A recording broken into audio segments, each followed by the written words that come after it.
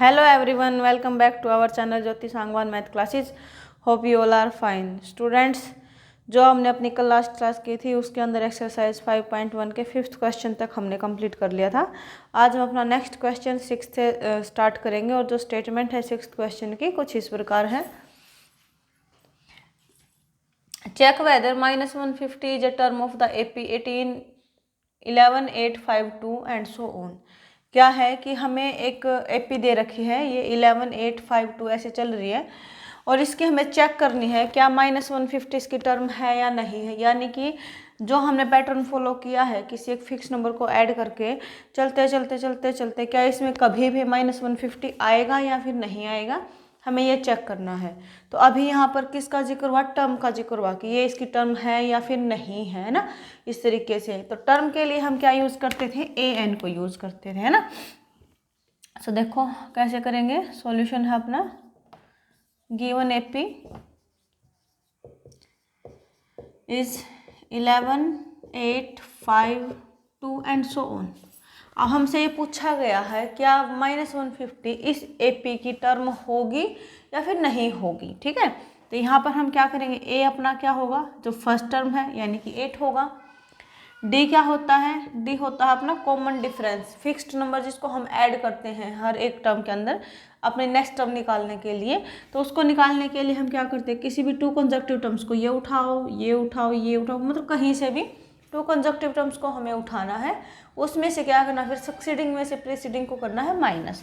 तो अगर हम उठा के चले ये वाला पेयर यहाँ से कंजक्टिव टर्म्स का, तो सक्सीडिंग कौन सी वाली? 8 और प्रीसीडिंग कौन सी? 11। सो 8 - 11 8 - 11 कितना हो जाएगा? -3। यानी कॉमन डिफरेंस क्या है अपना? -3। अब हमें चेक करना है क्या -150 इसकी टर्म है या नहीं है। तो एक तरीके से हम अज्यूम करके चलेंगे कि ये इसकी क्या है? लास्ट टर्म होगी। बिल्कुल भी इस तरीके से कि ये इसकी क्या है? लास्ट टर्म है, यानी कि एंडिंग में जाके हमें क्या मिलेगा? -150। तो क्या करेंगे हम? इसको कंसिडर करेंगे as AN। AN is -150 and we have to find N। ठीक है, अगर N अपना पॉजिटिव नंबर आएगा यानी कि टर्म एग्जिस्ट करेगी, और अगर N आ गया अपना नेगेटिव नंबर, क्योंकि हम कभी भी ऐसे नहीं रीड करते हैं कि -2nd टर्म बताओ, -3rd टर्म, -5th टर्म, ऐसा नहीं। हम सिंपली बोलते हैं 1st 2nd 3rd 4th, ऐसे नंबरिंग करते हैं टर्म्स की।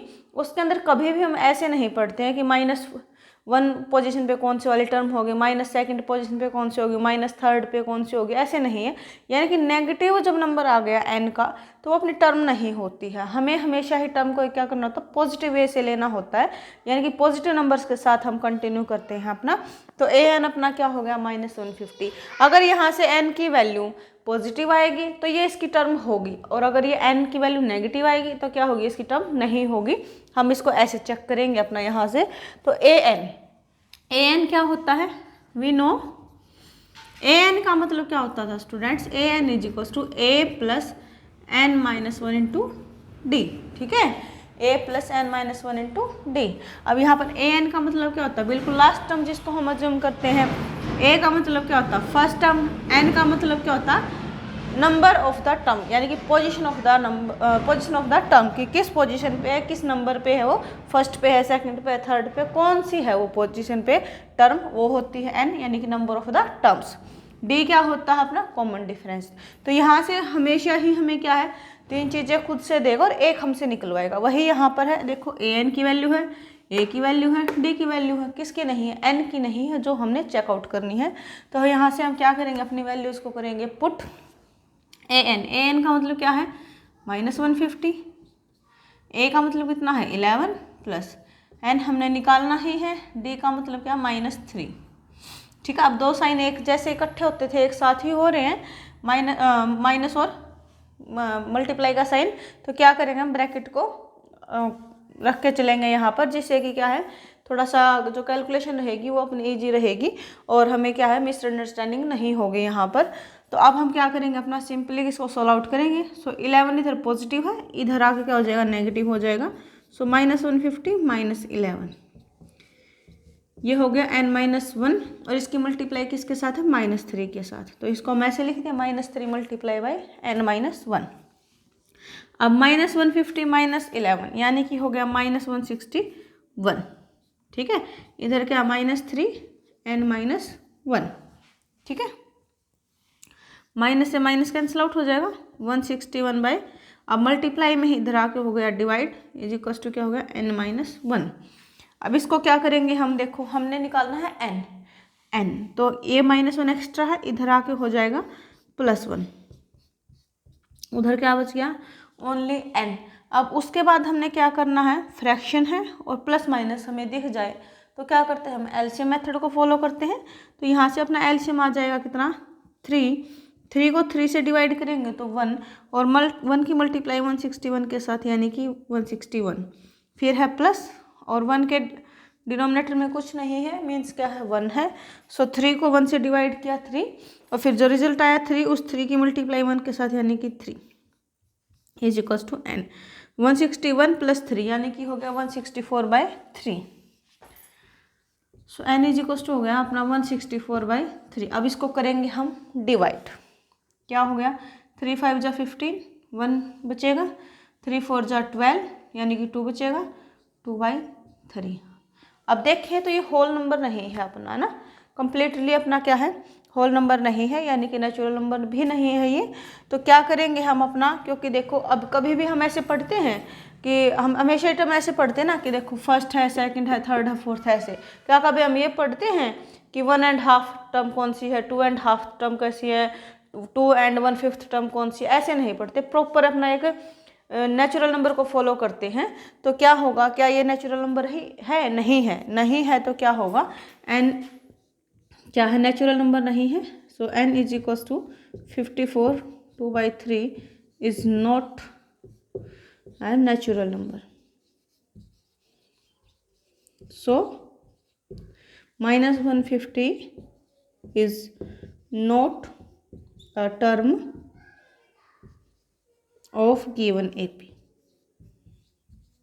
ठीक है। तो जो -150 जो हमें चेक करना था वो क्या है एपी की टर्म नहीं है, क्योंकि ये हमें एक प्रॉपर नंबर नहीं मिल रहा है कि इसकी पोजीशन हम डेफिनेटली बता सकते हैं 1 पे, 2 पे, 3 पे, 4 पे, मतलब ये हमें मिक्स्ड फ्रैक्शन मिल रहा है यहाँ पर, बट हम फ्रैक्शंस में पोजीशन नहीं बता पाते हैं। तो क्या है कि ये अपना क्या है नेचुरल नंबर नहीं है, तो हम क्या बोल लेंगे इसकी टर्म नहीं है -150। तो जब भी हम 11 8 5 2 फिर ऐसे करते करते -3 -3 करते जाएंगे तो कभी भी हमें -150 नहीं मिलेगा इस पैटर्न के अकॉर्डिंग, तो ये इसकी टर्म नहीं होगी। इस तरीके से आप इसको सोल्व आउट कर सकते हो। जहाँ भी टर्म का जिक्र आ जाएगा आपका, जहाँ भी टर्म दिख जाए आपको सिंपली an को फॉलो करना, वहाँ से आप इजीली अपना निकाल पाओगे। तो इसी के साथ जो अपना 6th क्वेश्चन है वो कंप्लीट होता है। Now we will proceed up to अपने आवर 7th question.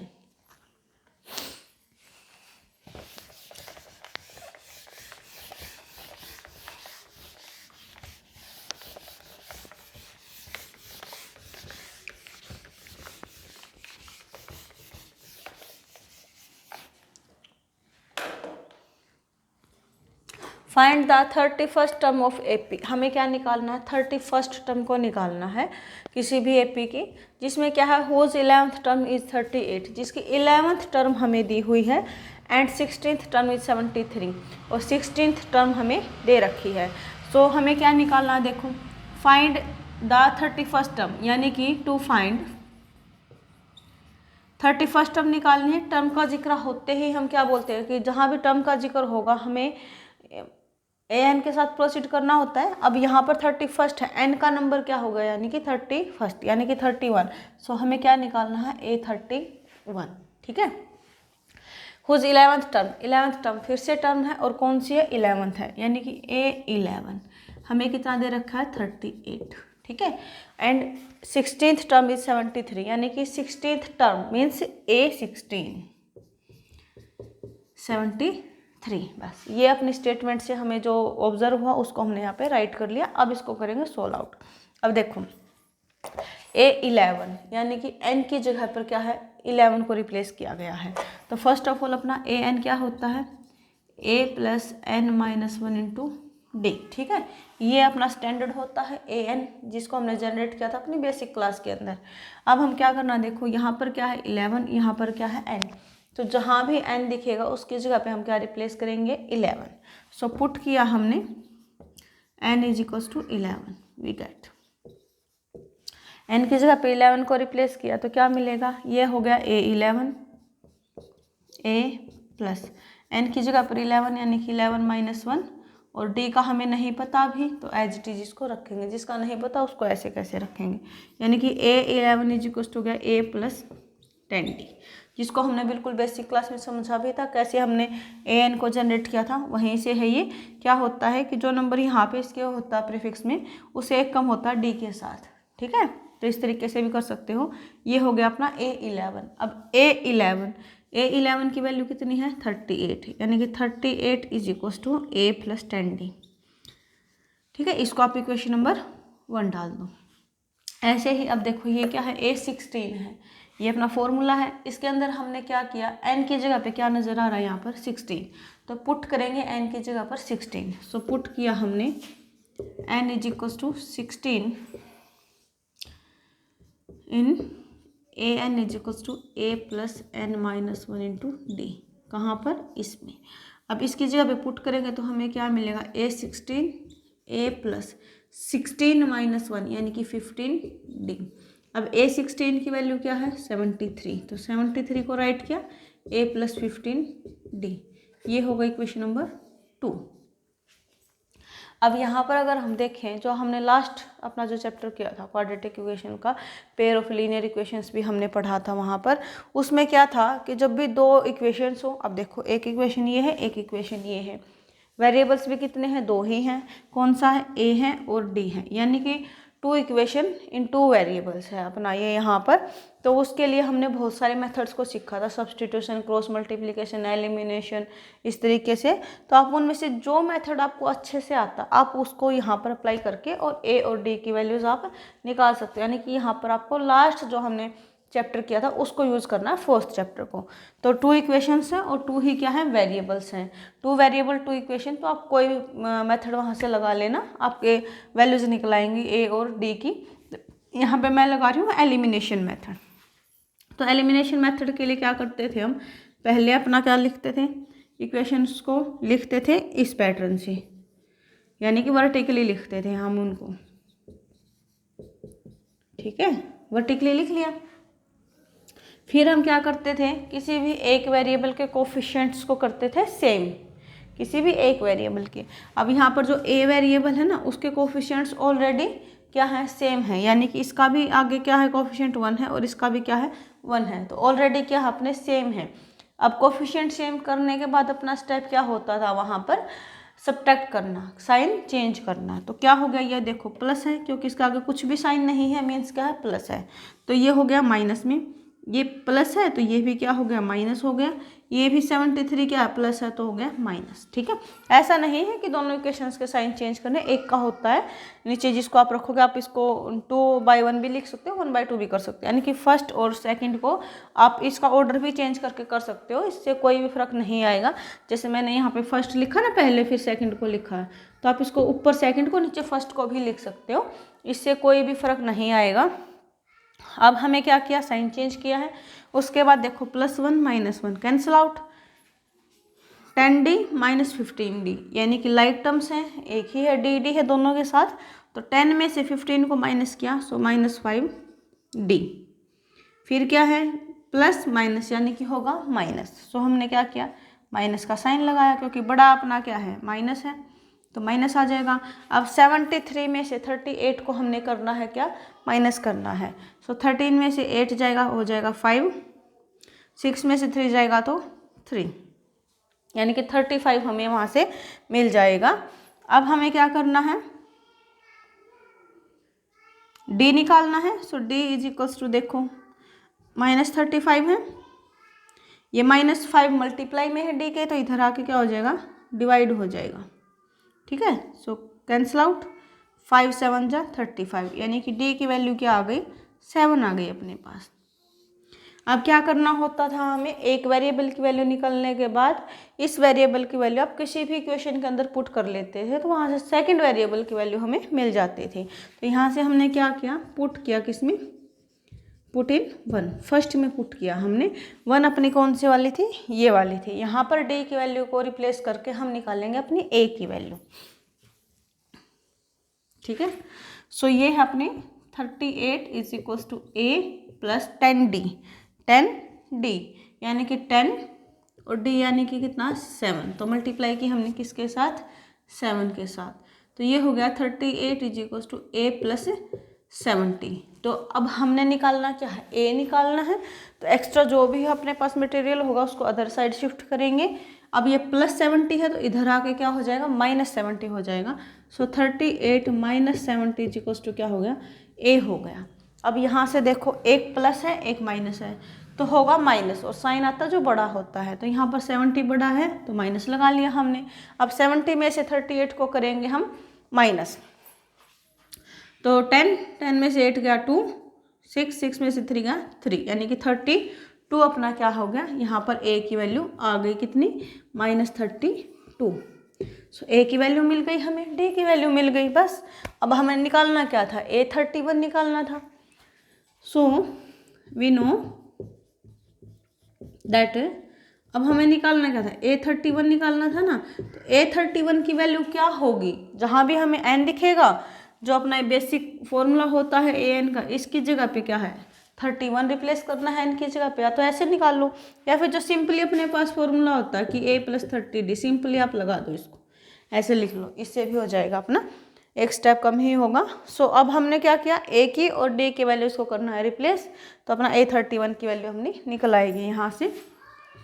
तो a कितना है -32 + 30 और d कितना है 7। सो -32 + 210, सो 210 प्लस में है और माइनस है 32, यानी प्लस माइनस माइनस साइन बड़े वाला, तो बड़ा क्या है 210। अब 210 में से हमने क्या किया 32 को किया माइनस, तो हमें कितना मिलेगा, 10 में से 2 जाएगा 8, 7 1, यानी कि A31 की वैल्यू क्या आ गई 178, जो कि हमने निकालना था, फाइंड आउट करना था। तो बस इसमें की पॉइंट अपना यही होता है स्टूडेंट्स कि जहाँ भी आपको टर्म का जिक्र मिलेगा वहाँ पर आप an के साथ अपना प्रोसीड करना, आगे कंटिन्यू करना उसको, तो कोई भी दिक्कत नहीं आएगी। और आज हम अपनी क्लास में इन्हीं 2 क्वेश्चंस को करेंगे, नेक्स्ट क्लास में हम अपने नेक्स्ट कुछ क्वेश्चंस को सॉल्व आउट करेंगे। तब तक आप वीडियो को देख के समझें, कोई डाउट आता है तो कमेंट सेक्शन में कमेंट ज़रूर करें, वीडियो को लाइक करें, अपने फ्रेंड्स के साथ शेयर करें। कोई बच्चा फर्स्ट टाइम चैनल के साथ जुड़ता है तो चैनल को सब्सक्राइब जरूर करें। Thank you students.